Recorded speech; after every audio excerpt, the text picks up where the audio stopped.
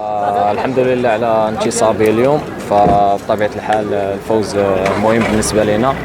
كنظن بأنه بعد التوقف اللي غادي يحصل ديال ما بين 40 و 50 جور، كنظن أنا غادي نشتغلوا أكثر مع لونطرينور على شي حوايج جداد عنده. فكنظن التوقف هذا غينفعنا كثير. فبطبيعة الحال كما شاف الجميع أننا في المقابلات ديال الفتح ديال اليوم كاين تطور كبير في الأداء. فكنظن اليوم انتصرنا نتيجة وهذا. الحمد لله اولا على هذا الفوز، الحمد لله اللي ربي وفقنا. من مقابله ما كانتش سهله وين كنا منهزمين في اللقاء، عرفنا كيفاش نجيو الماتش تاعنا وسجلنا على التعادل ونزلنا لي بيت الخير. الحمد لله على فيكتور ديال الرجاء معروف حنا يساند فينا.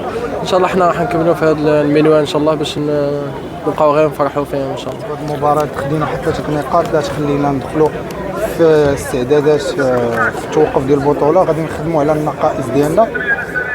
الحمد لله انتصار كنقولوا ديال الجمهور اللي جا هو اليوم ساندنا وعطانا واحد الدور كبير في المقابله، وكنا كما كتعرف كنا منهزمين ورجعنا بمقابله بفضل ديال الجمهور. الحمد لله كنبغيو نديروا 3 نقاط وان شاء الله حنا مازال غادي نزيدوا نتحسنوا، وكنتمنى من الله التوفيق ان شاء الله في المقابله الجايه ان شاء الله. كما كتعرف هادو اختيارات ديال المدرب اللي كيختار شكون اللي يدخل رسمي ولا ماشي رسمي. حنا كنخدموا جينا للفريق الراجع باش كلشي قدام الاضافه.